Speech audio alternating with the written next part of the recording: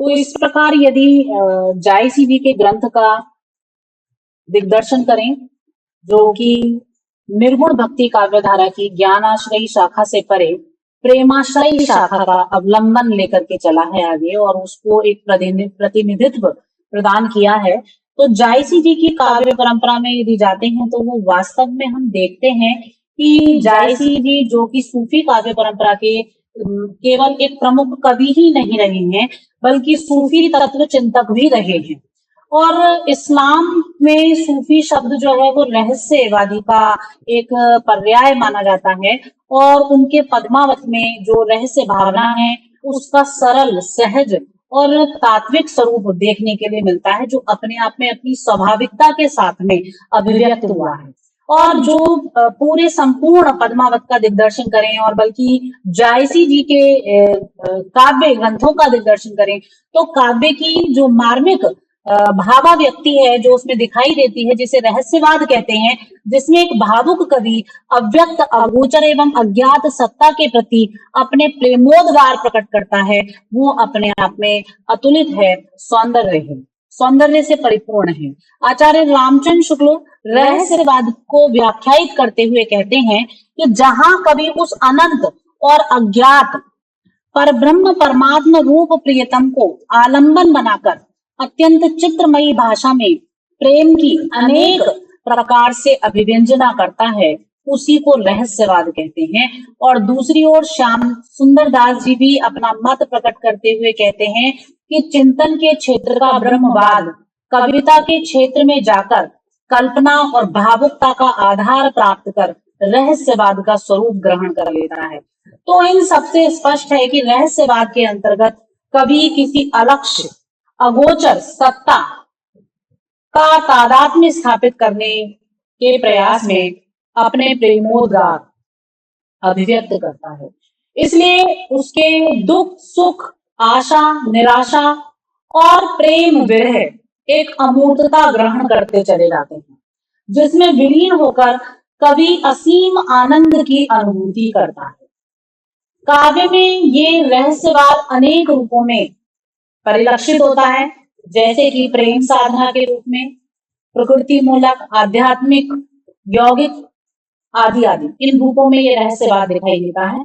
और जायसी जी के पद्मावत में रहस्यवाद के ये समस्त जो स्वरूप हैं अपनी मनोहारी छटा के साथ प्रस्तुत होते हैं।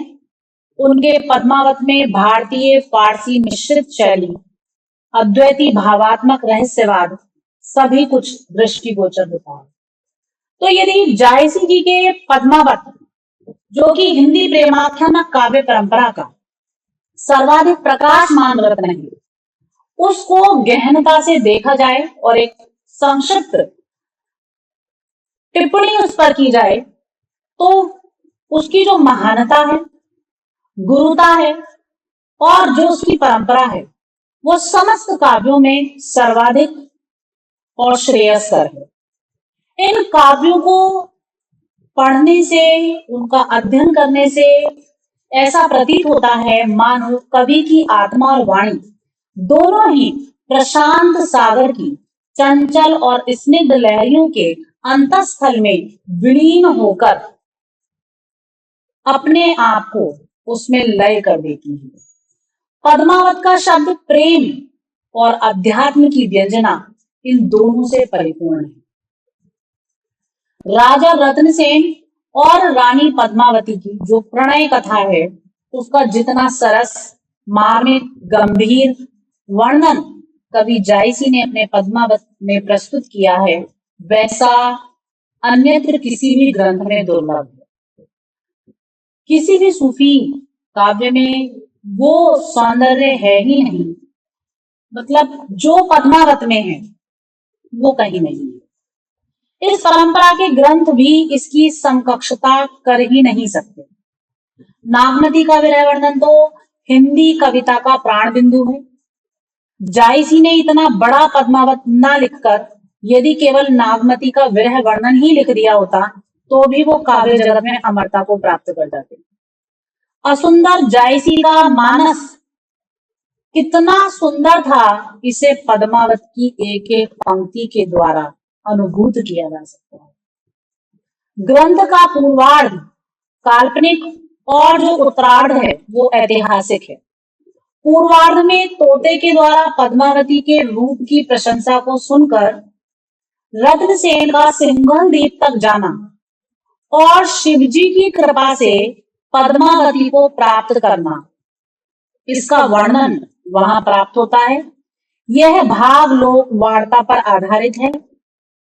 उत्तरार्ध में राघव का अलाउद्दीन को लाना और रत्नसेन का देवपाल के हाथों द्वारा मारा जाना पूर्णतः ऐतिहासिक तो नहीं कहा जा सकता, लेकिन ये जो दृश्य है, ये जो तथ्य है या मतलब एक घटना है, ये ऐतिहासिक संभावनाओं से युक्त है। इस ग्रंथ पर नाथ पंथ का पर्याप्त प्रभाव है, क्योंकि सिंघल द्वीप नाथ पंथियों की सिद्ध पीठ है। हठ योग की क्रियाओं का प्रभाव रत्नसेन पर स्पष्ट परिलक्षित होता है। ग्रंथ में स्थान स्थान पर लौकिक प्रेम का अवलंब लेकर आध्यात्मिक तत्वों की सुंदर अभिव्यंजना की गई है। काव्य जो पद्मावत है, संपूर्ण काव्य मसनवी शैली पर आधारित है। इसमें आरंभ में ईश्वर, गुरु, रसूल और शाहिद वक्त इनकी वंदना प्राप्त होती है। संपूर्ण काव्य अवधी भाषा में चौपाई और दोहे पद्धति पर प्रणीत किया गया है और ग्रंथ सर्गों में ना होकर खंडों में विभाजित है। कवि को कथा निर्वाह में अत्यधिक सफलता मिली है। इसके अतिरिक्त ऋतु वर्णन, प्रकृति चित्रण, विचारों की उदारता, उदात्तता, मर्म स्पर्शनी भाव अभिव्यंजनाएं, वर्णन का प्राचुर्य, रसों का सुंदर मंजर परिपाक, अलंकारों की यथा समय सुंदर योजना और संस्कृति का समन्वय, भावनाओं की पवित्रता, प्रेम की व्यापकता, अध्यात्म की गूढ़ता और रहस्यवाद की मनोहारी छटा, इन सभी का समावेश मलिक मोहम्मद जायसी ने अपने पद्मावत में किया।